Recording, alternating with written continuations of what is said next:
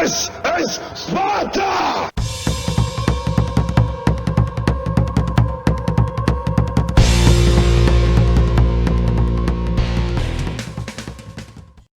Hello everybody and welcome back to World of Tanks. My name is Spartan Elite 43 and tonight we have Peezy with us. We're on Great Wall. I'm in the Czech Tier 10 TVP 5051. Yeah, I think that's right. Anyway, Peezy's in his brand new Tier 10, the T62A. And we've got a light tank in front of us in the Lycan, whose name is This is Sparta. So you see, I hit him with the, hey, you know, Sparta, follow me. And here's where you're going to see the power to weight advantage of the Czech tank versus the T62. Like, we literally just are keeping up with a light tank going up this hill.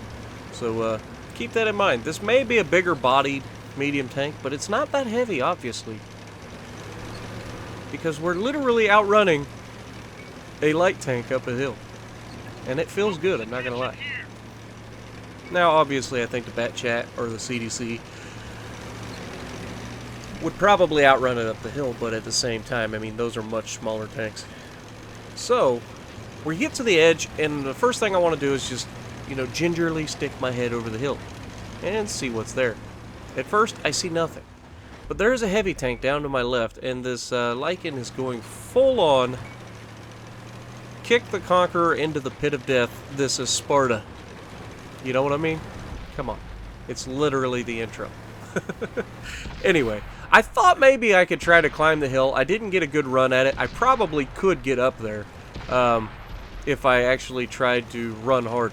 Now, the Lycan goes in full throttle and is absolutely ripping this Conqueror apart. And then I come in and, you know, we do the thing.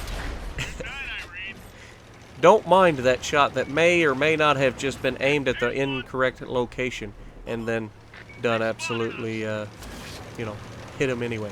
Now you can see I just took a round in the turret and bounced it, no problem. We have a T95, which we are not afraid of. Why are we not afraid of it? Because it's got the little gun. That's the problem with the smaller cannons. And Peezy literally right in the worst possible place for me. So I'm trying to get around him, and Peezy pulls up. There we get the kill shot. So we get our second kill of the game. We get our third pin. I dump the mag. I'm going for Artie, and then I realized, wait, they don't have Artie.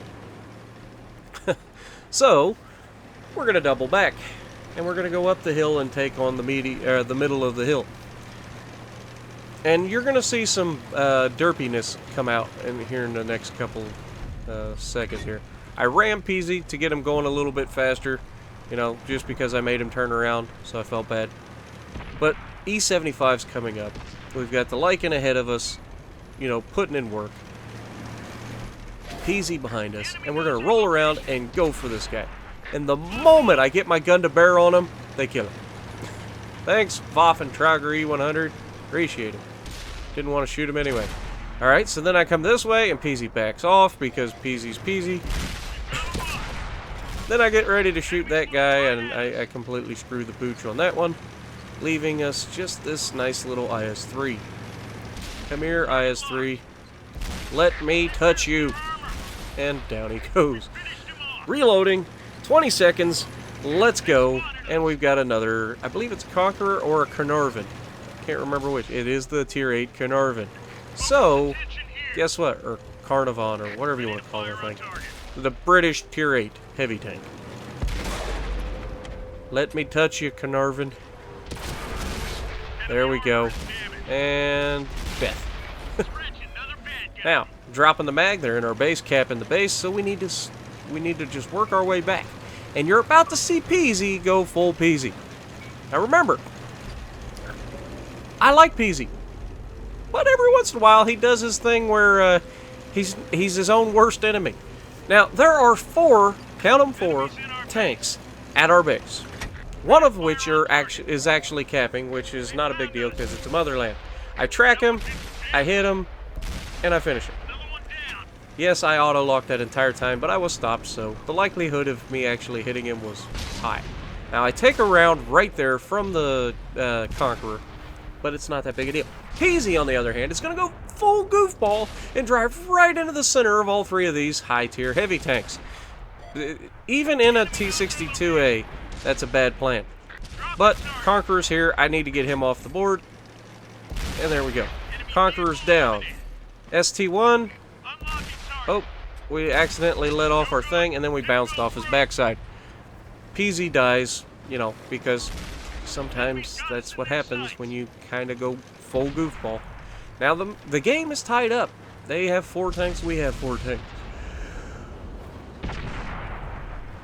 Problem for these heavies is they have 4 tanks fighting them, and we only have 2 tanks fighting them. You know what I mean? So there, I'm trying to auto lock again, and then I just like get smart, shoot the side of his tank, wait for it, get the side of his turret, and put the other round in. 341. Reloading. We're up to 15 pins and 6 kills. It's a pretty good game so far. So we're just going to use our mobility and get back. Now we know that their last known position of their 2 tank destroyers was at B3.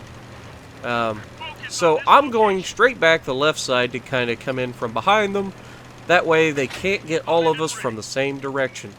It's classic. It is called flanking. Okay? You want to be on both sides of your enemy. One to distract them, the other to be able to shoot them. And that's what we're doing. Now, for some reason, one of our medium tanks decided to drive all the way up into BFE. Don't know why. But, you know, it's going to be okay because I'm not stupid. I'm not going to go take on an Object 268 and a Jag E100 solo. Just not about that life. I'm fairly confident I know how that fight ends, especially considering either of them could one-shot me.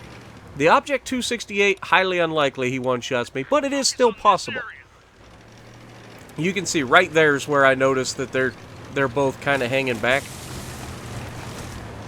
And I'm just going to slowly approach the base, because I'm getting to a point where I could potentially run into their entire team, and I don't want that to happen. No hit points. I've got 1,000 hit points. The Jag definitely will one-shot kill me. That's his normal roll, is 1,000 damage. So unless he low rolls of the century, he would kill me. The 268 generally hitting around 700. He's not most likely going to one-shot me, but he could potentially one-shot me. So I don't want to take the chance. So here we are. We're moving in. You can see all 3 of us are approaching at the exact same time. They're about to come around the corner. I get spotted. 268's looking at me, it looks like. Oh, the hiccups come out of nowhere. And I'm just waiting. I know the other tank destroyer's right there. Yep, there he is. Jag's there, and the other. And now my 2 guys are shooting them in the back. Now these guys want me, but the Jag starts to turn, obviously, to try to get his gun on the target. 268 approaches me, he tries to smash in, and I just kind of sidestep it. I shoot the building, unfortunately.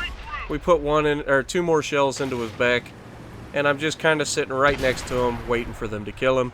They do kill him. So we end up with 6 kills, 17 pins, 7 spotted targets hit, and 2 spotted targets. So what do we end up with? 4,000 damage, 1,100 assisted, 490 blocked, and 6 kills. That's gotta be close to the top. That is absolutely top of the leaderboard. So if you like what I'm doing, punch that like button, leave a comment below, subscribe to the channel if you haven't already, and as always, I will see you in the next video.